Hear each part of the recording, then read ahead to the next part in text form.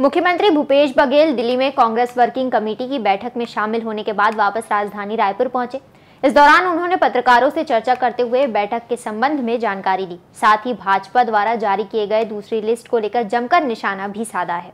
CM Bhupesh Baghel Congress working committee की बैठक में शामिल होकर दिल्ली से वापस रायपुर पहुंचे। इस दौरान उन्होंने पत्रकारों से चर्चा करते हुए कहा कि वर्किंग कमेटी की बैठक में 4 घंटे तक जाति जनगणना के मुद्दे पर चर्चा की गई। इस दौरान सभी ने जाति जनगणना को लेकर अपनी मुहर लगाई। बघेल ने कहा कि जाति जनगणना नहीं होने के कारण सभी वर्ग के लोग 75 सालों से चल रही योजनाओं का लाभ नहीं ले पा रहे हैं, इसलिए इन्हें आगे बढ़ाने के लिए जाति जनगणना करना अनिवार्य हो गया है, जिससे उनका विकास हो सके।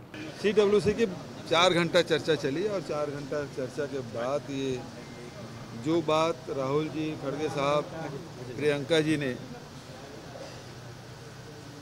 जाति जनगणना के बारे में जो बात कही थी उसे CWC ने मुहर लगाया। सभी सदस्यों ने एक मतेन कहा कि जाति जनगणना होना चाहिए, क्योंकि इससे चाहे वो किसी वर्ग को हो, मान लो हम अनुसूचित जाति या जनजाति या पिछड़े वर्ग कहते हैं, अपर क्लास की बात करें, इसमें बहुत सारी ऐसी जातियां हैं जो 75 साल में विकास के दौर में पिछड़ गए हैं, या शैक्षणिक रूप से हो या आर्थिक रूप से हो।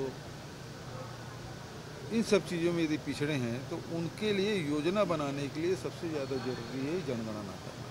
सीएम भूपेश बघेल ने भाजपा द्वारा दूसरी लिस्ट जारी करने पर कहा कि कुछ दिनों पहले षड्यंत्र पूर्वक भाजपाइयों ने एक लिस्ट जारी की थी। इस दौरान भाजपा ने लीक हुई लिस्ट को फर्जी बताया था, जबकि उस लिस्ट और भाजपा द्वारा जारी किए गए लिस्ट में कोई बदलाव नहीं है। उन्होंने भाजपा पर आरोप लगाते हुए कहा कि अगर लिस्ट किसी और के द्वारा लीक कराया गया होता तो अब तक IET और ED की रेड पड़ चुकी होती। उन्होंने भाजपा द्वारा हारे हुए पूर्व मंत्रियों को फिर से चुनाव मैदान में उतारने पर कहा कि उनके पास कोई नया चेहरा नहीं है, इसलिए जनता ने जिन्हें नकार दिया है उन्हें फिर से मौका दिया जा रहा है।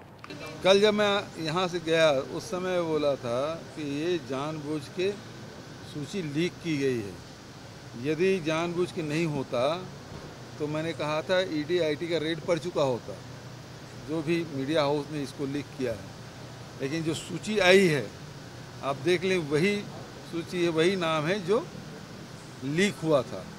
तो ये तो भारतीय जनता पार्टी में की रणनीति के तहत हुआ है, ये लीक कराया गया है, लीक हुआ नहीं। ऐसी खबरों में अपडेट रहने के लिए जुड़ रही इस फॉर्मर टाइम्स के साथ, और मैं थी आपके साथ खुशी सोहेल।